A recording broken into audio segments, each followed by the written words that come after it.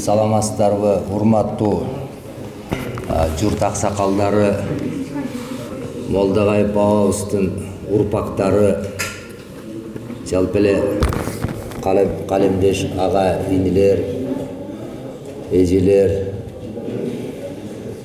Эми эл оозунан жыйналган биздин адабиятыбызда 20-чы кылымда көп эл оозунан жыйналып отуруп адабиятка кирген, улуттук классикага айланып кеткен бизде акындарыбыз көп. Эми Токтогул атабыз болсо баягы Жоомарт Бөкөнбаев тарабынан билесиздер. Барып атабыз Түбөмөй Байзаков тарабынан. Кийин таптакыр жок болуп баратканда жеңи жок бабабыз болсо Асанбай Жүсүпбеков тарабынан ушинтип элге жетип атты да. Эми ал жерде заман, доор, бөлөк эле. Мына ошол мезгилинде, совет мезгилинде жана молдекелер биздин заманий акындарыбызга чейин басылып келди. Анан бүгүн минтип Молдагай атабыздын ырлары элге тартууланып китеп болуп чыгып атышы бул кыргыз адабиятына дагы бир молдекелердин катарын толуктаган фольклор менен баягы ислам дининин ортосунан чыккан бир, мындайча айтканда бир улуттук адеп акылак, таалим тарбия, дидактика десек болот. Ошонун баарын боюна камтыган бир жакшы бир китеп болду. Эми ошол мезгил, ошол доор азыркы коомго караганда илгерки ошол кездеги агартуучулар, молдекелерибиз абдан жогорку билимдүү болушкан. Азыркылардай болуп шарияттын эле деңгээлинде жүрүп алган эмес.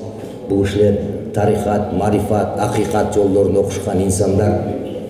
Азыркыдай болуп бирдеме десең ширк деген саясат жашаган эмес.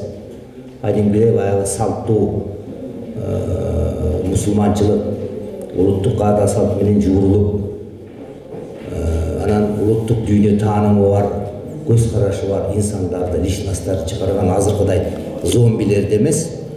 Кечирип койгула катуу тийсе, бирок ушундай болуп калды.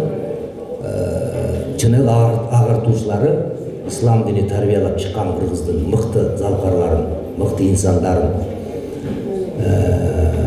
Бул кишилер ушул Алла Тааланы тааныш үчүн бир трансценденталдык абалга чыгып, өзүнүн көкүрөгү аркылуу Алла Тааланы туюп сезип, экстаз абалында жазган чыгарма негизи ошондой жазылган чыгармалар деп мен эсептейм.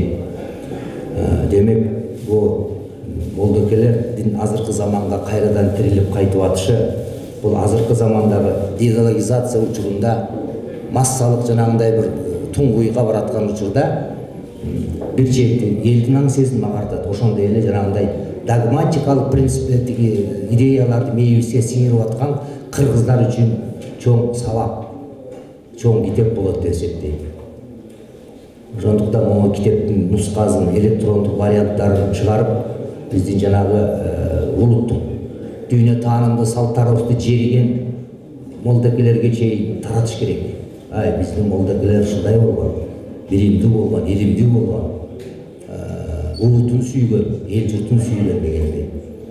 Муну ошол бир эле Молдагай бабабыз эмес, ошол бизден чыккан баягы сокчулуктун мектебинен чыккан улуу залкар кишилерибиздин баардыгын эл журтка таратышыбыз керек. Кийинки муунга таратышыбыз керек. Анан бүгүн не дейбиз, эми китеп аябай жакшы, көлөмдүү, сапаттуу, анан редакциясы да жакшы болуп тур. Ушинтип беришибиз керек да. Көп учурда биз баягы биздин эле совет доорундагы мыкты акын жазуучуларыбызды китептердин мурастарын редакциялаганда кокуй автордун эмеси менен калыш керек деп көп бир алешем, чала сабат ырлары менен, чыгармалар менен берип салган учурубуз көп. Чыгарма деген ал жазылдыбы, жазылган чыккандан кийин редакция кеңеш түзүлүп, ал ошол улуттук, ошол автордук, анын эч кандай бир немесине тийишпеш керек, бирок анча-мынча бир немелерин оңдоого редактордун миссиясы болуш керек. Бул жагынан Маркова эке, сиз кынтыксыз иштепсиз. сизге ал үчүн эми чоң рахмат. Анан эмне дейлик, атабыздын арбагы ыраазы болсун. Эми мен могул баш сөздөр, мен айта турган адабий пикирлердин баары баш сөздө бар.